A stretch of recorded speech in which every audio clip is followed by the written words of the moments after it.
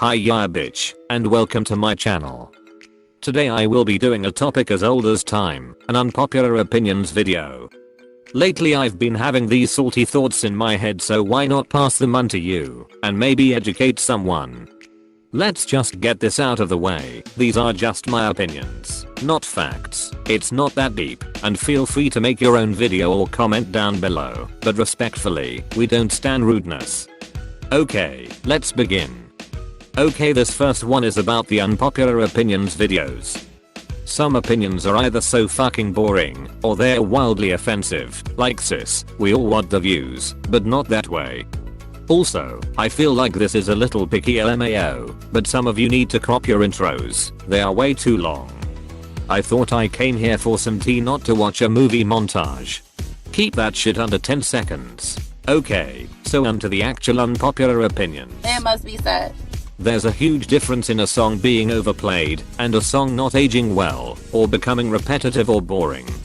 I swear, some of y'all will listen to the same song for a million bazillion times, and then turn around and say how the song got boring quickly, or how it didn't age well. Like girl, something's not adding up. It must be said. Big Hit isn't in the big three. I don't know who needs to hear this, but here it goes. Big 3 doesn't just mean having successful groups, because by those standards, Cube would have already been there. It's about having groups who shaped a generation, and JYP, SM and even BTS have them. I know BTS are obviously mega popular, but having just one group and a rookie group isn't close to being enough. Big Hit is a successful company, but it's not in the big 3. And I don't know why I even have to say this, but you have to have both boy and girl groups, so as soon as Big Hit gets over their misogyny and some time passes, we can have this conversation again. It must be said. I want all the IZ*ONE members to be put in their company groups when that dreadful day comes and IZ*ONE disbands. I especially want to see Lena and Everglow. I might even consider fully standing them. It must be said. Some of y'all need to learn what positions mean.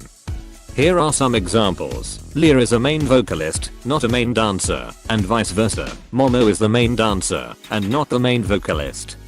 You need to stop expecting idols to be these perfect machines, just because they're in the public eye. If Leah's strength is singing, she should be at least an average dancer, and she's more than that. And Momo is a good singer, not the greatest, but that's why she's the greatest dancer. Point blank period. It must be said. G-Idol is getting boring. Oh boy, this really is a controversial one, LMAO. Their last great comeback was Senorita. I said what I said. UHHO was okay, Lion was kinda boring, and Oh My God was just meh.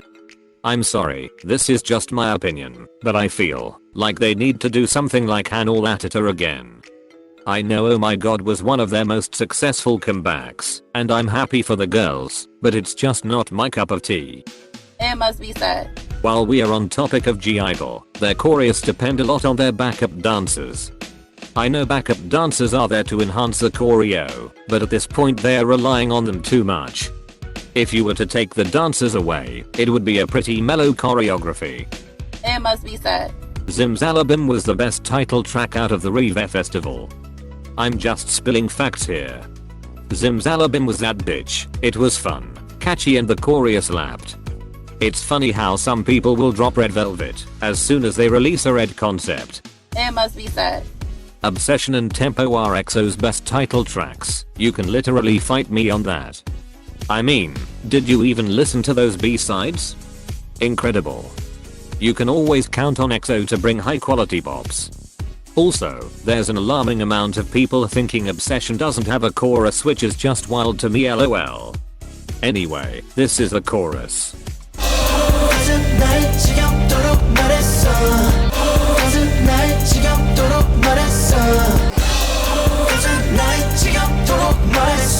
It must be said. Everglow are not buying views. I don't know how this got around, but people think they're buying views on Done because their concerts aren't selling as well as you would think. That has got to be the most idiotic explanation, lol. I live in the middle of nowhere in Europe. Of course I can't make it to their concert in America, LMAO. And honestly, half of those views probably came from me, since Dun Dun is a whole bop, and I've been listening to it like 10 times a day since it came out. It's catchy, it has an addictive hook, and the music video is aesthetically pleasing, so yeah, it will have a lot of views. This actually ties into my next opinion. It must be said. Views essentially don't matter. For example, Everglow. They're pulling high numbers in views, but not in sales or music shows. And for another example, Red Velvet.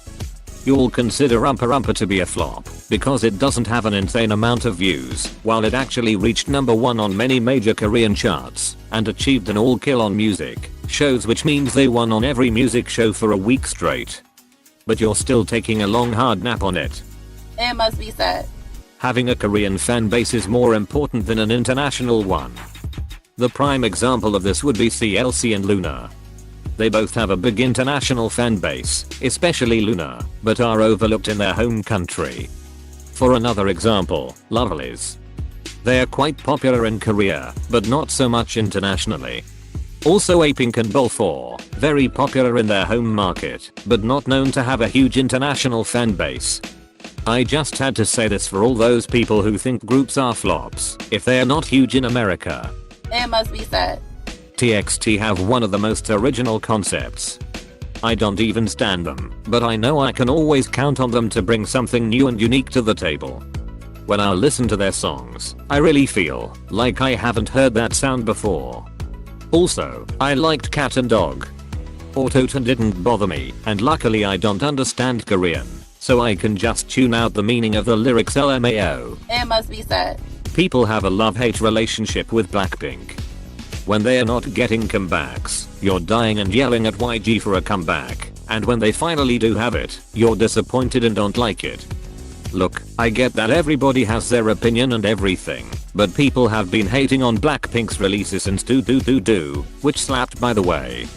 Kill This Love was a whole bop, and y'all are disappointed with it. I bet How You Like That will have the same reception.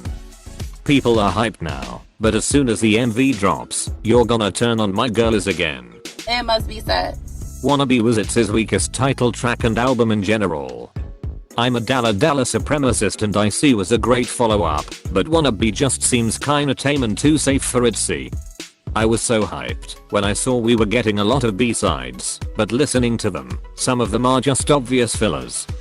But I can forgive the song, since Ryujin's shoulder move saved 2020. Okay children, that's enough tea for today. I honestly have a lot more. I'm an opinionated bitch, but I think I should stop here.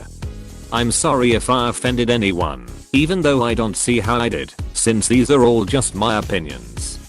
I would love to hear your thoughts in the comments, and I hope you enjoyed this video. Like and subscribe if you feel like it, and hopefully I'll see you in my next one. Bye.